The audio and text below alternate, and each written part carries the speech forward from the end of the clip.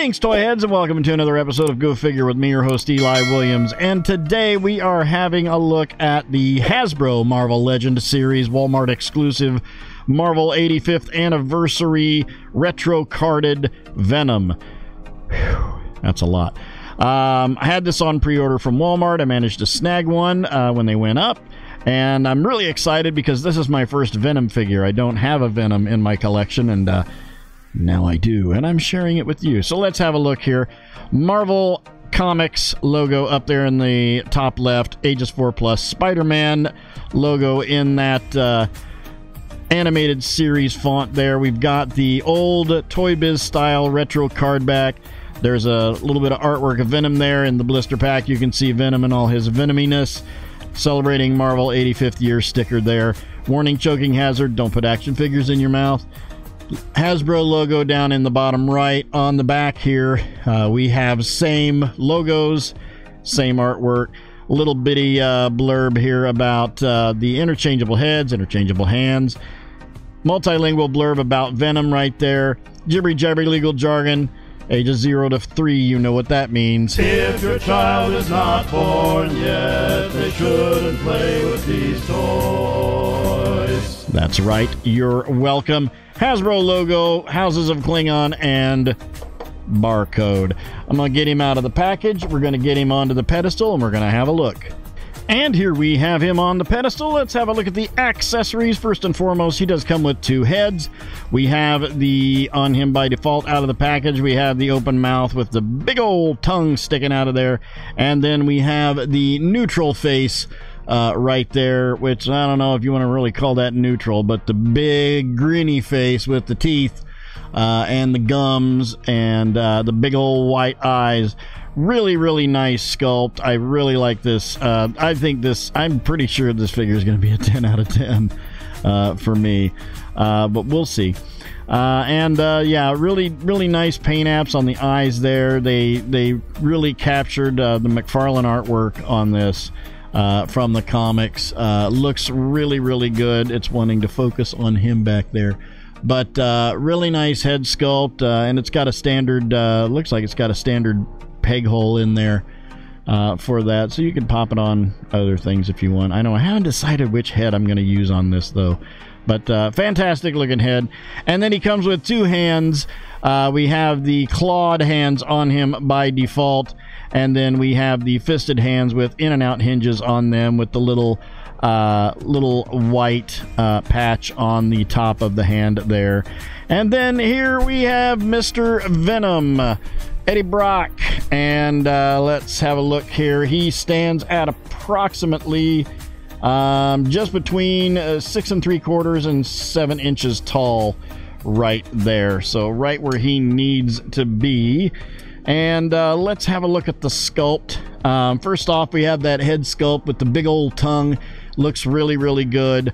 Open mouth. I still don't, tongue's very rubbery and soft, so it's very pliable. Looks really nice. Really good head sculpt with the open mouth. I got those teeth right there. We can get right in on there. Their teeth are even separated. They're not just lined up, so it looks really good. The tongue, really good color. I mean, that looks like a tongue, and it's even got that texture on it. Below that, we have the black body with a little bit of white on the hands and the big old white spider logo on the front and the back. The paint app looks really good. I don't see any flubs or oopsies on there. I know some people have gotten those. Oh man, this is gonna be awesome. The insignia on the back, however, we've got those white lines for the spider on the butterfly joint, so those do line up, but not really any problem with the lineups on the front of this. Yeah, looks really good. Nice stringy, veiny looks all over in the sculpt on the arms, a little bit on the legs, down to some black feet, It is a pretty basic body, but a very large, bulky body, very muscular. They did a really good job. I'm really liking it. I'm probably not going to put the fist hands on him. Let's go ahead and pop the tongue head off and take a look at him. Okay, so now we know what's underneath there. Let's put the let me get some behind the camera strength there, and we'll put the neutral head on him. Looking at articulation, we have obviously a static neck with a dumbbell going up into the head, giving us full rotation on the head. Not too bad down, a little bit on the up. I think it would have been better with a ball hinge, just the old Hasbro ball hinge on there, but no big deal there. Nice big thick bulky neck. Down to the shoulders, where we do have butterfly hinges on there that pull way back to there and all the way forward to there, so full butterfly joints on there. Looking really good. Full rotation on the arm with a hinge at the shoulder going up to there. Right about there is where that rests. We have a bicep swivel with a double elbow going to right there where that catches, and then down to the wrists, full rotation on the wrists with an in and out hinge. Whoops, let me get that. In and out hinge on the that hinge is not wanting to hinge on there. Let's try the right one. Full rotation on the wrist and a hinge. Yeah, that one just needs worked out a little bit. We'll get that. And then down to the mid-torso, where we have a ball joint going from the lower into the upper torso, giving us some ab crunch as well as a hinge there. So we have lots of ab crunch room on there, all the way back to there, and then all the way forward to there. No waist swivel per se, so that's kind of a bummer, but you've got the swivel of the ball joint there. Legs out to there, right there where those end and catch, right about here. And then no drop down ball joint.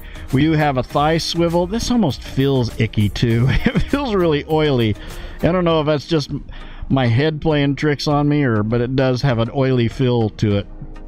Down to the legs here, where we have a double knee that goes back to right there, and then down to the feet, where we have detents on the feet and a forward rocker.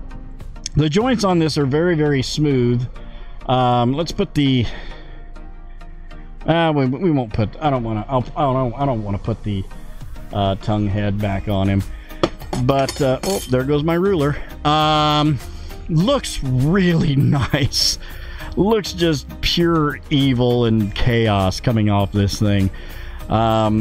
Really, really liking it. Let's get him off the pedestal. We'll line him up with some other characters, and we'll see how he scales up.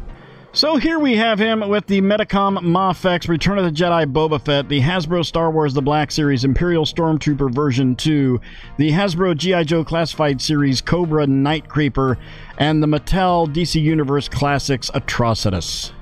All in all, I'm really digging this figure. I'm glad that this was my first Venom figure. I don't really have any other Venom figures to compare it to. But I'm gonna give this. I'm gonna give it a 9 out of 10. I would give it a 10 out of 10. I think the head needs to be, like I said, I think it really needs to be just a static neck with the ball hinge to give you a little bit more up and down, so you can get him in some of those crouching poses and stuff and have him looking forward.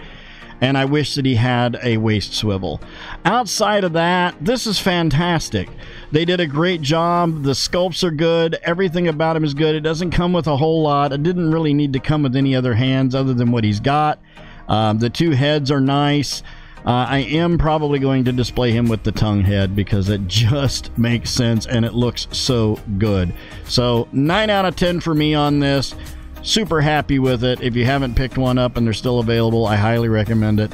And that will do it. So thank you guys for watching. I hope you enjoyed that. Please remember to like, comment, and subscribe. Smash that bell so you can get information on all the good things coming out of my channel. You all have yourselves a great week and a great day. I'll see you next time. And until then, don't forget to get your figure on. Take care.